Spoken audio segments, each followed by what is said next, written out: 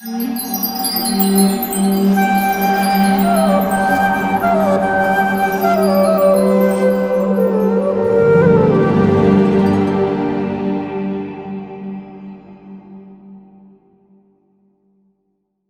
Krishna. Welcome to the Gaudiya Vaishnava Saints biographies. This time we are going to discuss about Shri Shyamananda Prabhu. Shyamananda Prabhu was an associate of Lord Chaitanya.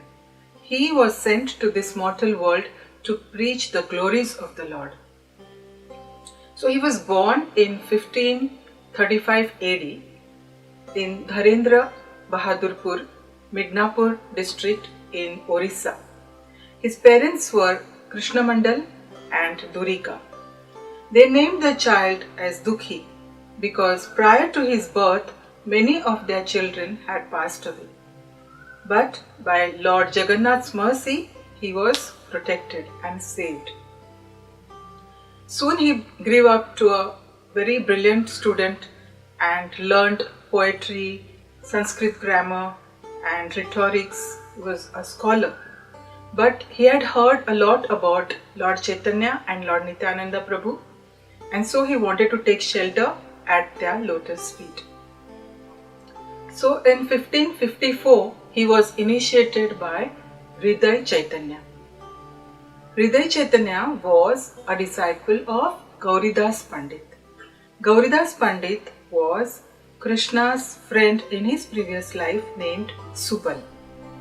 And they were staying in Ambika Kalna, which is on the bank of Ganga in West Bengal, India. In Ambika Kalna, Gaur Nitai are staying eternally in their transcendental bodies, and Gauridas Pandit and Hriday Chaitanya were worshipping Gaur Nitai there. So Hriday Chaitanya was very pleased to initiate Dukhi, and he gave him the name Krishnadas. Soon Krishnadas was known as Dukhi Krishnadas. After some years of service to his Guru, Hriday Chaitanya asked him to go to Vrindavan to take shelter at the lotus feet of Jiva Goswami and study the scriptures given by all the six Goswamis. So in 1566, he came to Vrindavan. Jiva Goswami was an outstanding authority in Vaishnava philosophy and the leader of all the Vaishnavas there. He was very happy to receive Dukhi Krishnadas because he was a grand disciple of Gauridas Pandit. Earlier, two more students were learning from him. They were Srinivas Acharya, disciple of Gopal Bhatta Goswami, and Narottam Das Thakur, disciple of Loknath Goswami. So all three of them, they were studying under Jiva Goswami. Now Dukhi Krishnadas was trained by his Guru to serve Krishna in the mood of friendship, that is Sakhya Ras. But now Jiva Goswami gave him the knowledge of spontaneous love to Krishna, that is in Madhurya Ras, that is called conjugal love. So after some years of service to Jiva Goswami and the Vaishnavas, he heard so many pastimes of the Lord. All three of them, they became they friendly with each other. Srinivas Acharya, Narottam Das Thakur and Shyamananda Prabhu, they became friends with each other and they studied together, they performed kirtans together, they heard the glories of the Lord together. But still Shyamananda Prabhu's heart was not satisfied. So Shyamananda Prabhu told Jiva Goswami that I want to do some service in Vrindavan. Please engage me in some divine service in this land of Vrindavan. So seeing his qualifications and seeing that he deserves it, Jiva Goswami said, alright, from tomorrow onwards, you clean this area of Seva Kunj. This area where Lord Krishna and Radharani along with gopis, they perform their dance pastime, that is Ras Leela. So very happily he began his service right from Radha Damodar temple, then Radha Sham Sundar temple, all the way till Yamuna Ghat and Imli Tala. Dukhi Krishna Das would every day sweep that area with a broom. And he would feel so much happiness in his heart to serve the land of Vrindavan, that he would feel that at the same time I am serving the Vaishnavas here, because he would remove the pebbles and thorns and stones on the road so that they wouldn't prick them. In this way he served for 12 years. So Srimati Radharani, who is an pleasure potency of Lord Krishna, who is non-different than Krishna, was very pleased with Dukhi Krishna Das. So she decided to give him her mercy.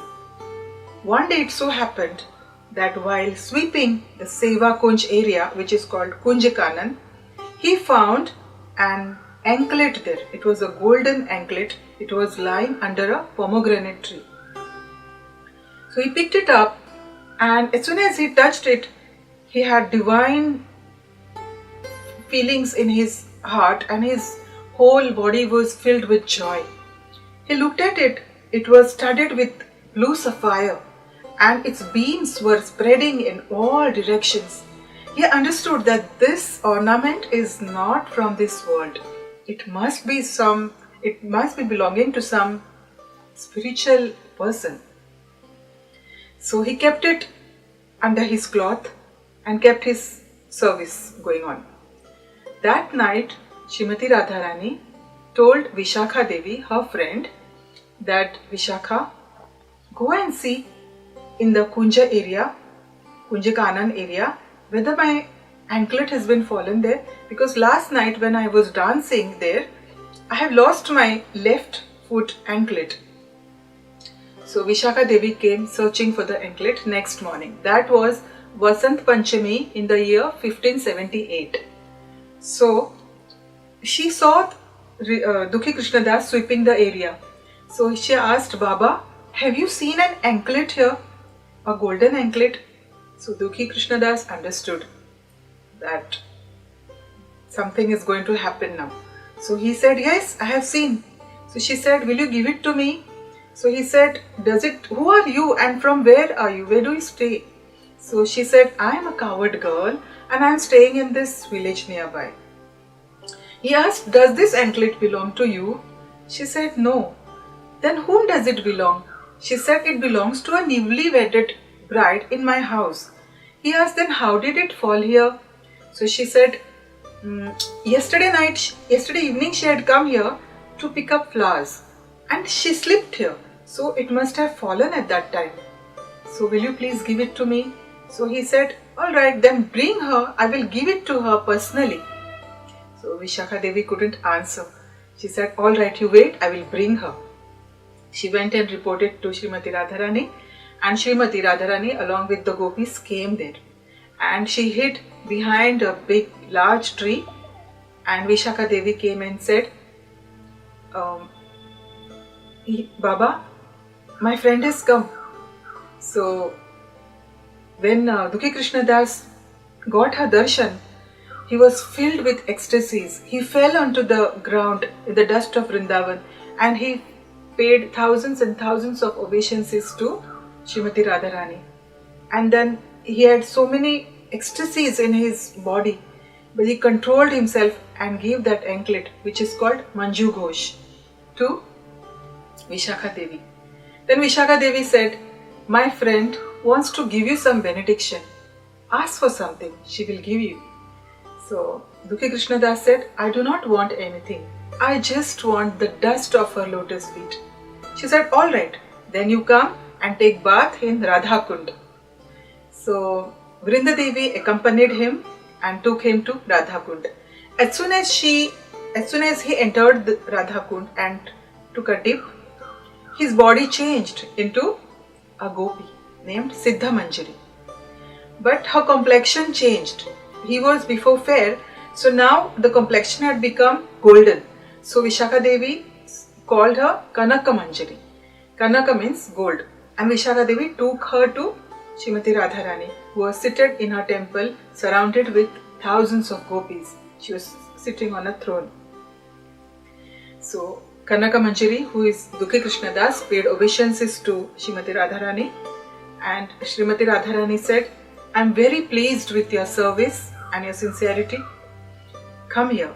And then she collected some of her dust from her lotus feet, which is called kumkum, and applied it on that Manju Ghosh tilak, that anklet, and she applied a tilak mark on the forehead of Dukhi Krishna Das. That tilak was of the shape of Radharani's lotus feet. She said, this tilak is called Shyam Mohan Tilak, and it will remain on your forehead forever. And from today onwards, your name will be Shyamananda, because you have given pleasure to me. Shyama means Radharani and Ananda means bliss.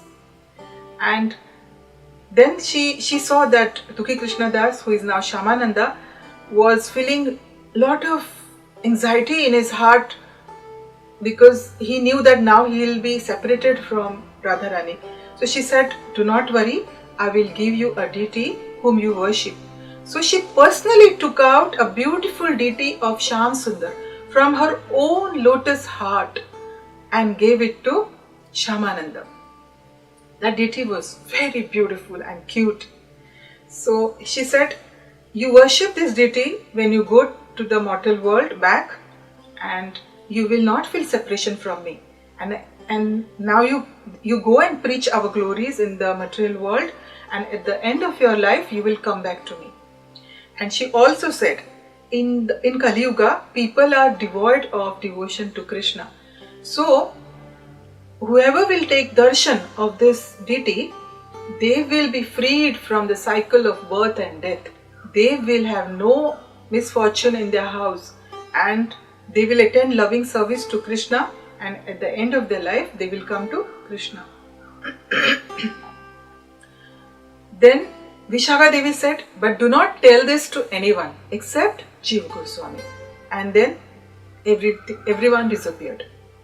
So when his samadhi broke, he found that everything is disappeared. Shyamananda was written on his chest, and there was a mark on his tilak, which is called Shyam Mohan, and there was a deity in his hand, and he was in male body now. But he remembered what happened, and he was feeling, what have I seen? Oh, what have I seen? He got the personal darshan of Radharani. And then he went to Jiva Goswami, and he explained to him what happened. Jiva Goswami was very happy to hear what mercy he had got. But he said, do not tell this to anyone. So he kept quiet, because even Vishaka Devi had told not to say to anyone. But what happened was that in Vaishnava community, everyone started speaking about the new tilak mark on Dukhi Krishna Das, the new name which he had got, the new mood which he was performing devotional service. So the news reached Hriday Chaitanya, and Hriday Chaitanya got very angry, because he thought, my disciple has disobeyed me, and he thought it's not good for a disciple to disobey the orders of the Guru, because the disciple may go to hell. So he came in haste to Vrindavan, and he met Dukhi Krishna Das, who is now Shyamananda, and said, on whose order are you doing all these things? Who has asked you to change the tilak? Who has asked you to change your name? What is this going on? He was so angry with him, but Shyamananda Prabhu didn't say anything. All he said was, whatever I am doing is because of your mercy, Gurudev. But then he was getting wild, and Hriday Chaitanya almost started beating him. But still Shyamananda Prabhu tolerated everything and gave credit to his Gurudev only. That night Srimati Radharani appeared to Hriday Chaitanya and said, why are you chastising Shyamananda? I have given him the name Shyamananda, and I have given him that deity to be worshipped. I have marked that Shyam Mohan Tilak, which is of the shape of my lotus feet, on his forehead.